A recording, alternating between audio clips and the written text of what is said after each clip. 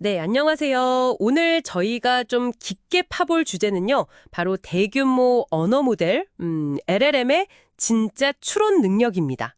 맨날 보는 그런 벤치마크 점수 말고요, 진짜로 이 모델들이 동적인 환경에서 얼마나 배우고 생각할 수 있는지? 그게 궁금하잖아요. 그래서 오늘 살펴볼 자료가 애니웡 연구팀의 논문인데요. LLM을 에이전트로 써서 여러 게임을 시켜봤어요.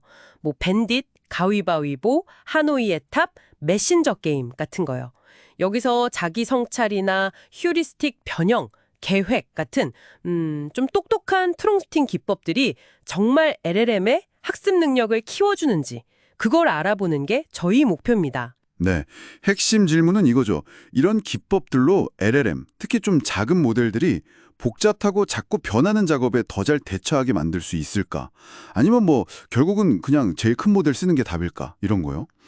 연구에서는 LLM과 미스트랄, 딥식 같은 오픈소스 모델들을 사용했더라고요. 자, 그럼 하나씩 좀 풀어보죠.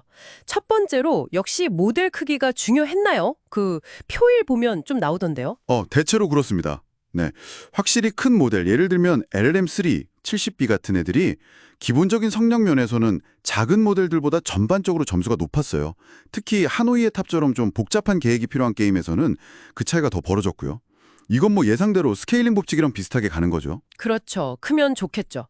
근데 여기서 진짜 재밌는 부분이요. 그럼 혹시 똑똑한 프롬프팅, 그 기법들을 쓰면 작은 모델이 큰 모델을 좀 따라잡거나 뭐 그럴 수도 있었나요? 네. 특정 작업에서는 그게 가능했습니다. 오, 네. 자기 성찰이나 휴리스틱 변형, 계획 같은 기법을 썼을 때요. 예를 들어 가위바위보에서는 LMS3 8B, 또 메신저 게임에서는 미스트랄 네모 12B 같은 모델이요. 이게 때때로 훨씬 큰 모델의 기본 성능이랑 비슷하거나 어떨 땐 더 잘하기도 했어요. 표 1에 그런 결과들이 좀 있죠. 와, 그럼 작은 모델도 가능성이 있다는 거네요. 근데요, 이게 중요해요.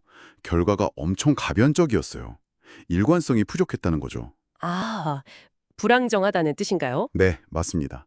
그러니까 같은 전략인데 어떨 땐 성능이 확 좋아졌다가 어떨 땐 오히려 기본 성능보다 더 못하게 만들 수도 있었다는 거예요. 음, 안정적인 해결책이라고 보기는 좀 어려웠죠. 그렇군요. 가변적이라. 그럼 이런 고급 추론 프롬프트가 항상 좋은 것만은 아니었군요. 오히려 안 좋을 때도 있었고요. 맞아요. 예를 들면 투파일 밴딧 같은 상대적으로 좀 단순한 작업 있잖아요. 네네. 거기서는 오히려 자기 성찰이나 계획 같은 좀 복잡한 추론을 시키는 게 작은 모델 성능을 해쳤어요. 왜죠? 뭐랄까 모델이 너무 깊이 생각하느라 그냥 딱 보면 이기는 전략인데 그걸 무시하는 경향을 보였다는 거죠. 연구진은 이게 긴 프롬프트가 중요한 정보랑 좀 불필요한 정보, 그러니까 잡음이죠. 이걸 구분하기 어렵게 만들어서 그럴 수 있다고 봐요. 신호대 잡음비가 떨어지는 거죠. 아하. 근데 재밌는 건 큰 모델은 이런 긴 프롬프트에도 좀 더 잘 버티는 모습을 보였다는 거고요. 그 점이 정말 흥미롭네요. 그럼 반대로요. 하노이의 텁이나 메신저 게임처럼 진짜 복잡한 거 있잖아요. 계획도 짜야 하고 공간적으로 생각해야 하고. 이런 작업에서는 그 똑똑한 프롬프트가 좀 힘을 발휘했을까요? 그림 2 보면 필요한 능력이 복잡하던데요. 바로 거기서 LLM의 한계나 좀 명확하게 드러났습니다. 프롬프팅을 써도 모델들이 엄청 고전했어요. 아, 그랬군요. 네, 하노이의 탑에서는요. 규칙 어기는 움직임, 그러니까 큰 디스크를 작은 디스크 위에 올린다거나 이런 실수를 계속 반복했고요. 최적 경로보다 훨씬 오래 걸렸어요. 심지어 어떤 경우는 말로는 해결 방법을 설명할 수 있는데도 실제 게임에서는 규칙을 제대로 이해 못한 것 같은 행동을 보였죠. 예시 2 같은 경우요. 말 따로 행동 따로네요. 그렇죠. 보상 구조를 좀 개선해줘도 근본적인 계획 능력이나 공간 추론 문제는 여전했어요. 표 2에 보면 결과가 잘 나와 있죠. 메신저 게임은 어땠어요? 거기도 비슷했나요? 네, 메신저 게임에서도 비슷했어요. 에이전트들이 공간을 잘 인식 못하거나 적이랑 목표물을 헷갈리거나 길 찾는 걸 되게 어려워했어요. 아, 동의어를 좀 제거해주거나 보상 신호를 더 자세하게 줘봤는데도 여전히 적이랑 부딪히는 비율이 높았다고 합니다. 표 3 결과를 보면요. 그렇군요. 그럼 이 모든 걸 종합해 볼 때 소위 창발적 추론 있잖아요. 모델이 뭔가 스스로 깨우쳐서 진짜 이해 능력이 나타난다는 거요.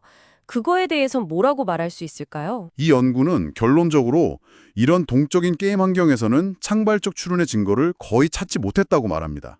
아, 거의 없었다고요? 네, 모델 성능이라는 게 진정한 이해나 어떤 적응적인 학습 능력보다는 그냥 훈련 데이터에서 봤던 패턴을 따라하는 것에 더 가까워 보인다는 거죠.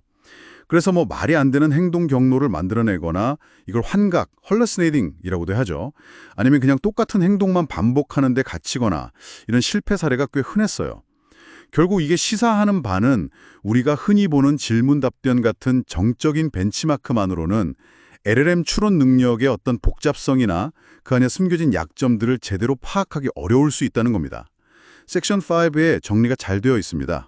네, 정리를 좀 해보면요. 기본적으로는 큰 LLM이 추론을 더 잘하는 경향이 있고 똑똑한 프롬프팅이 작은 모델에 도움이 될 수도 있긴 한데 그 효과가 매우 불안정하다. 그리고 현재 LLM들은 복잡한 계획이나 계속 변화하는 상황에 적응하는 데에는 좀 근본적인 어려움을 겪고 있다. 그래서 정적인 테스트만으로는 전체 그림을 보기가 어렵다. 뭐 이 정도로 요약할 수 있겠네요. 정확합니다. 이 모델들이 분명 강력하긴 하지만 정말 스스로 판단하고 환경에 잘 적응하는 그런 AI 에이전트를 만들려면 단순히 모델 크기만 키우거나 프롬프트를 더 정교하게 만드는 것만으로는 부족할 것 같다는 거죠. 연구에서도 뭐 외부 메모리라든가 기호적 추론 같은 다른 접근법이 필요할 수 있음을 암시하고 있습니다. 네, 마지막으로 한번 이런 생각을 해볼 필요가 있을 것 같아요. 이렇게 규칙이 딱 정해진 게임 환경에서조차 복잡한 프롬프팅으로도 안정적인 추론 능력을 끌어내기가 쉽지 않다면요. 규칙은 훨씬 불명확하고 또 결과가 훨씬 더 중대한 영향을 미칠 수 있는 실제 세상의 복잡한 의사결정에 우리가 LLM을 얼마나 신뢰하고 의존해야 할지 이 부분에 대해서는 정말 신중하게 고민해봐야 하지 않을까요? 여러분은 어떻게 생각하시나요?